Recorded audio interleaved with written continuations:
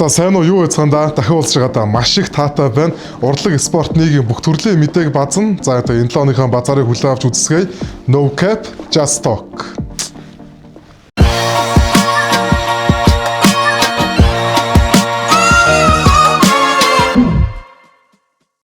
Хүчирхийлэл гэдэг зүйл бол яг үүндээ бүр утгаа алтлаа 7 хоног болгол шинэ хүчирхийллийн мэдээ гарч байна.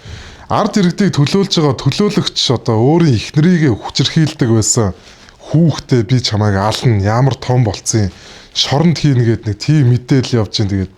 Тэгээд юу ч хэлмээр юм те мэдхгүй одоо. Одоо Эрдэнэсүхийн хилээд байгаа дээр хогийн гэр бүл гэдэг зүйл бол миний 4 сайхан өөр, миний алт шиг сайхан бэр, миний 2 сайхан ач хүү байгаа. Энэ 7 хүн бол миний хувьд хогийн биш. Хамгийн одоо үн цэнтэй зүйл учраас би эргэж ирж хүүхдүүдийн гандлаа чадах бүх зүйлийг хийхээр шийдсэн.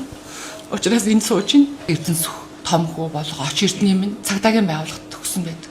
Та нар бүгдээрээ овгоо солиороо гэдэг шахалтыг манай гэр бүлийн хүн үзүүлж эхэлсэн. Ийм учраас би Монгол улсад эргэж ирж өөр хүүхдүүдийн төлөө чадах бүх зүйлийг хийхээр шийдсэн. Эрдэнэсүх нь 2017 оноос Сүхбаатар дүүргийн 16 дахь хорооны засаг дарга, 2020 оноос нийтийн иргэдийн төлөөлчдийн хурлын төлөөлөгч, нийслэлийн ардчилсан намын бүлгийн даргаар ажиллаж байгаа. Өндөр албан тушаал харж байгаа ч гэсэн хувь хүний хүмүүжлийн дутагдал, хүчирхийллийн авир гаргаж том асуудал гаргаж байгаа нь харамсалтай юм да. Сошиал ертөнц хурдцаагаар хөгжиж байгаа энэ үед асуудал үүсгэж, муу зүйл хийвэл тэр дороол баригддаг болж, хувь хүн өөрөө алхам тутамдаа сайн хүн байж бие биенээ хайрладаг байхыг уриалж хүсэж байна. Хүчирхийлэл хизээч байж болохгүй. За бас саяхан хүчирхийллийн эрэгт холбогдож исэн ISAP хамтлагийн гишүүн Од Эрдэнэ ахыг шүүхээс 25 хоног баривчлан 45 хоног албатан тийм суралтан суулгана гэсэн шийдвэрлийг оногдуулсан байлээ. Тэгээд ийм хэрэгт холбогдсон хүн жоохон ялан бага юм уу гэж бас бодож байна. За өмнө бас маш харамсалтай хэрэг гарч ирсэн та нар барыг санаж байгаа бах та. Джем Олд эхнэрийгээ одоо маш хэрцгийгээр олон удаа ингэж утгалж хөнөөс хэрэг болсон. За тэгээд тэр хэрэг бол ерөнхийдөө саяхан эцэлэгдсэн байна. Нөхрийг нь бүх насаар нь 20 хял шийтгэлийг хэвээр үлдээсэн байна гэд. За ер нь бол дахиж хэлий хүчирхийлэл гэдэг зүйл огт байж болохгүй. Энэ зүйлийг өөгшүүлж бол бүр болохгүй шүү. Тэгээд одоо бас дараа 7 хоног дахиад нэг хүчирхийллийн мэдээ гарах байх та. Ямар ч юм те. За дахиад манай Йонг үеийн төлөөллүүдийн нэг нь гоё ярилцлага өгчээ одоо. Одоо юу гэсэн ярилцлага бүнд өгцөцгөө. Йоо. Сайн байна уу мэдөө? Сайн. За сагтуугаар тээврийг хийсэж жолоодсон юм байна өөрөө тийм үү? Тий. Хэдэн настай вэ? 17. 17. За яагаад чи сагтуугаар машин жолоодох болов? Зүгээр лээ. Ямар нэгэн асуудалд орно одоо хууль ийм гэдэг талаар чамд юу мэдээлэл байна уу? Баггүй. Ямар ч мэдээлэл байхгүй юу? Баггүй. Тэг чи өөрөө жолоодох эрхийн үнэлэхтэй юу? Баггүй. Байхгүй гэж тэгээ сагтуугаар машин барьж байгаа юм. Тэг чи ямар нэгэн осол хийвэл хүн дайруул яана өөрөө одоо машин тэрэгтэй ямар асуудалд орвол яана тэгж бодж үзсэн үү? Үзсэн. Жолооч согтурсан үедээ машин барьсан эхний удаад жолоодох эрхийг 1 жилээр асаж 400 мянган төгрөгөөр торгоно. Эсвэл 7-оос 30 хоног баримтлах шийтгэл оногдуулахаар зөрчлийн хуульд өөрчлөлт орсон. Харин тээврийн хэрэгсэл жолоодох эрхээ асуулсан согтурсан үедээ дахин машин барьсан. Шалгуулахаас зайлс хийсэн бол эрүүгийн хуулиар хариуцлага хүлээлгэнэ. Энэ тохиолдолд 1-ээс 3 жилээр жолоодох эрхийг асаж 2.7-оос 14 сая төгрөг хүртэл төгрөгөөр торгох, 240-оос 720 цаг нийт тустай ажил хийлгэх, эсвэл 6 сараас 3 жилийн хугацаагаар зорчих эрхийг хязгаарлах, эсвэл 6 сараас 3 жилийн хугацаагаар 20 хял онохоор болсон. Согтуурсан мансуурсан үедээ машин жолоодж яваад 2 ба түүнээс дэш олон хүний амнаас хохироосон бол жолоодох эрхийг 8-аас 12 жил асаж 2-оос 8 жил 20 хял оногдуулна. Хуулийн эдгээр өөрчлөлт нь 2024 оны 1-р сарын 1-ний өдрөөс мөрдөгдөж эхэлсэн байна. Манайхан алкогол хэрэглэсэн үедээ битгий машин бариараа 25 мянган төгрөгөөр жолоочд удаад гэртээ ирчихвол нь шүү дээ. Тэгээд энэ мөнгө бол үлдсэн амьдралын ирээдүйн чаажид бол яг үндэ юу ч биш. Тэгээд маш тэнэг үйлдэлээс олж ирээдүгөө баллаваа манайхаа болохгүй шүү. За аль ихтэй сургуулийн оюутнууд хамгийн баян бэ гэдэг нэг тийм бичлэг хийж үзсэн байгаа. Жогон хөвгчлээ. Тэгээд Chill Time-сгээ хүлээн авч үзцгээе. За юу яцхан да. За энэ бичлэг болохоор аль ихтэй сургуулийн оюутнууд ер нь хамгийн баян бэ гэдэг тийм бичлэг байгаа. Тэгээд үзэж байгаа хүмүүс битээ тийм хүний тийм данс руу ингэж одоо герман руу ингэж яалаа гэж битээ бодоорой зүгээр хөнгөн байдлаар хүлээж аваарай тийм бөөндөө одоо юу гэсэн эхлээд ангийнхаа оюутнуудыг нэг үзье да. Ангийнхаа оюутноо. Тий. Хэдэр курс оюутан бэ? Нэгдүгээр курс. Нэгдүгээр курсын оюутан ер нь одоо дансанд нь хэдэн төгрөг байгаа вэ гэдээ хэлвэл болох уу? За бол 77115. Вау. Вау, 77,000. 2000 цаа. 2000 төгрөг юу? 2000. Вау, 96863. 50,000. 50,000. За. Ангийнхаа оюутан уу? Шүтээс аваад асууч. одоогийн байдал дээр цалин арай бууж амжиг. За ямар ч цалин буугаагүй одоогийн байдлаар 29,750 төгрөг. Доторлоо. 10,000 төгрөг. За баярлалаа. Юуж байхгүй штэ. За хэдэн хараад гэж болов. 4800. 4894. Сайн уу та мобис оюутан уу? Хитгэр курс оюутнууд вэ? 72,000. Вау. 108,000 төгрөг. Тэгээ тань сурлын гоё юм. 78,770. Вау. Тань сурлын чи ямар баян юм бэ? Сайн уу та хүмүүлэг оюутнууд уу? Одоо үсэл 8000 таа. Наа за брод 300. Сайн уу та мобис хитгэр курс оюутнууд вэ? 4 төгсгөн шүү дээ. 5,000. За. Вау. Вау. За. Хамгийн баян оюутан боллоо. Баярлалаа. Өслөн гэдэг нь хэлээ. За, өслөн хамгийн баян оюутан. За, баярлалаа. Баярлалаа. Маш баярлалаа. За, ховж ивний хэсэг эхэлж байна. Одоо хэцүү юмдаа одоо хил амнаас салтгүй дахиад нөгөө манай Нямбаатар дарагдээд нэг бичлэг нь дахиад сэвэгдлээ. Йоо. Энэ дөрвөн уулын дунд байгаа 2 сая шахуу иргэдээ гал хөлийн аюул, газар хөдлөл тийм ээ. Өөр усны аюулаас авраа хамгаалах юм ном таринуудыг уншиж харьцаарай гэж бид хотын захирчийн хувьд хүсэж байна. 260 жилийн түүх. Өмнө бас сахилгаан станц дээр сайд нь ном уншуулж гинэ гэж даатгах гинэ л гэдэг нэг тийм явж ирсэн. Одоо манайх одоо болчмоор юм дөө. Яг үндэ одоо ламаа шүтээд хөгждөг байсан бол одоо хөгжгөөр л нэг боллоо. Яг үндэ шашинд биш шинжлэх ухаанд итгэсэн цагт хөгжил ирэх шүү. Хүний амь насыг хохироогоо чумдаад хийсэн хэрэг санаж нөө бүр маш харгас. Одоо бүгд л яг үндэ санаж байгаа. Тэгсэн чинь хамгийн сонирхолтой заяа. Одоо тэр зурган дээр байгаа хоёр хүн чинь энэ хэргийн хохирогч биш, холбогдогч гэдгээр цагтаа оройгдож шалгуулж байгаа юм байна лээ. Тэгсэн чинь зурган дээр байгаа залуугийн ээж нь болохоор нэг ийм зүйл хэлсэн байна. Миний хүү алуурчантай хамжигч биш. Эцсээ үртэл талигаа жохныг хамгаалсан. Маш их айд сандарсан. Цагдаа прокурорын захин орсны сэтгэлээр гимгүү хүмүүсийг яллагдаж бодлоо гэж гомдлж гинөө.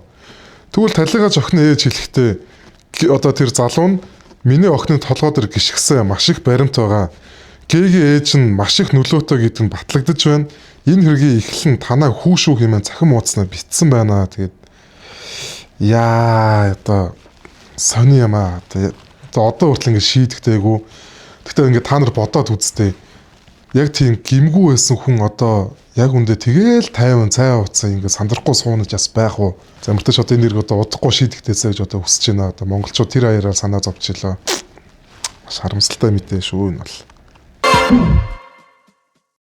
Сэмүгтэд өмнө 2 удаа хүн амиа хорлож исэн хэрэг болж исэн юм байна лээ. Тэгээд одоо нэг бичлэг үзцгээе. Одоо манайханд одоо нэгнийгээ хайрлах хүн чанар гэдэг юм одоо яг үнэндээ үлдсэн үү жоохон хэцүү бичлэг шүү манайхаа.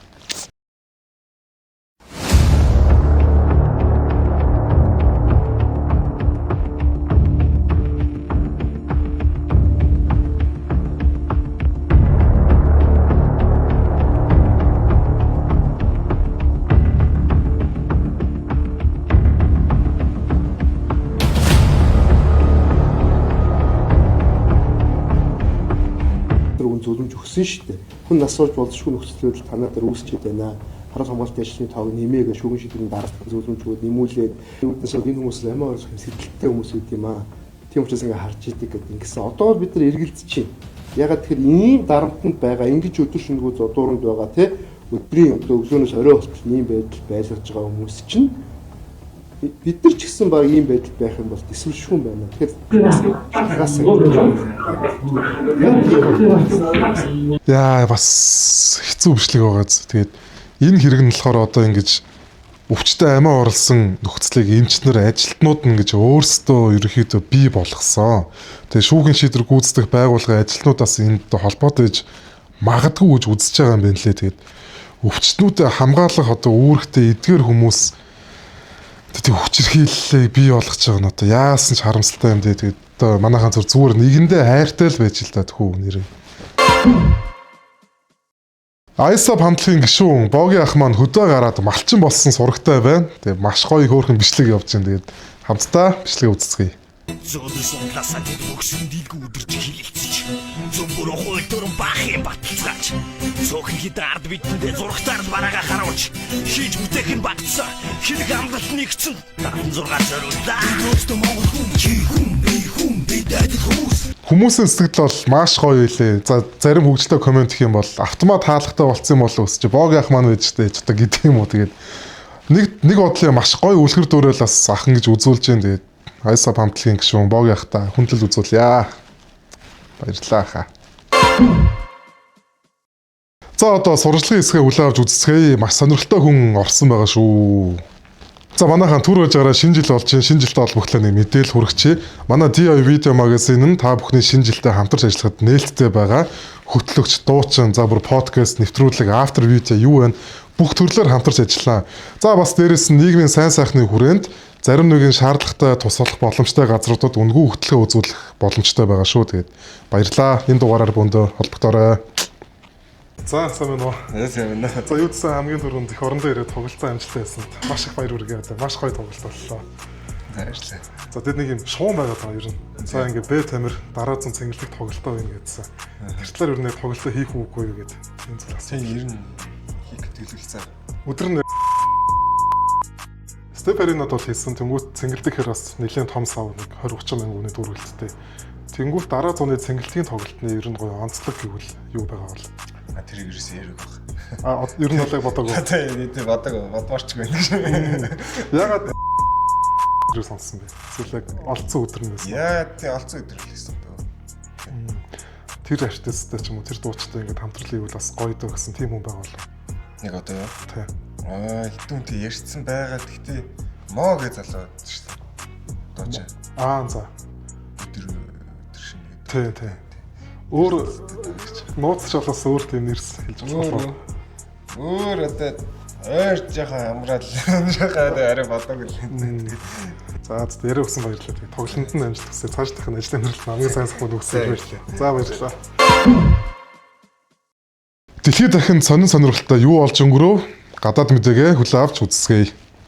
Сүүлийн үед Монгол улсад шинэ жилийн нэг оройн арга хэмжээний урлаг уран сайханчид дуучид хөтлөгчдийн хөлсийг нийтэд ил зарласан мэдээллүүд ихээр гарах болсон. Дуучны хувьд ажилласан жил туршлага болон тухайн онд хэр олонний анхааралд өртсөн дуу хөгжим хийснээрээ 2 саяас 10 сая төгрөгийн хооронд үнэлэгдэж байна. Харин Монгол хөтлөгчдийн хувьд нэг арга хэмжээнд 1.5 саяас 8 сая төгрөгийн хооронд үнэлэгдэж байгаа юм. Тэгвэл бусад улс оронд олонний танил хөтлөгчид ямар үн ханштай байдаг юм болоо. Entertainment салбар нь өндөр хөгжсөн Өмнөд Солонгос улсын хувьд хамгийн эрэлттэй хөтлөгчид нэг оройн арга хэмжээг 10 сая воноос 150 сая хүртэлх үн ханштай байгаа юм. Энэ нь Монгол мөнгөөр 27 сая төгрөгөөс 400 сая төгрөгийн үнэтэй гэсэн үг. Үүнээс 10-30% нь зуучлсан агентийн хөлс болон татвар зэрэг хасалтууд ордогч Монголын хөтлөгч нараас 20-50 дахин илүү хөлс авч байна гэсэн үг. Солонгосын топ түвшний хөтлөгчид 30-аас 150 сая вон авдаг. Жишээ нь энэ ангилалд багтдаг хөтлөгч комедиан Yo Jae-suk Ten Asia News дээр жилийн орлого нь ойролцоогоор 10 тэрбум вон гэж тэмдэглэгдэжээ. Харин Солонгос дуучдын хувьд яг манай улс шиг нэг оройн private арга хэмжээнд 3 дуулдаг үн гэж олдсонгүй. Харин фестивалд оролцохдоо PS5 50 сая воноор дуулдаг гэсэн байна. Харин Америк нэгдсэн улсад нэг оройн corporate арга хэмжээг топ түвшний хөтлөгчд болох Jimmy Fallon дунджаар $400,000, comedian Kevin Hart $170,000 ханштай гэсэн байна. Харин дуучид рэперүүдийн хувьд шин залуу рэперүүд нэг оройн арга хэмжээнд $1.5-аас $7,000, дээд түвшний рэпер нэг орой 80-аас 300 мянган $1,000 ханштай гэжээ.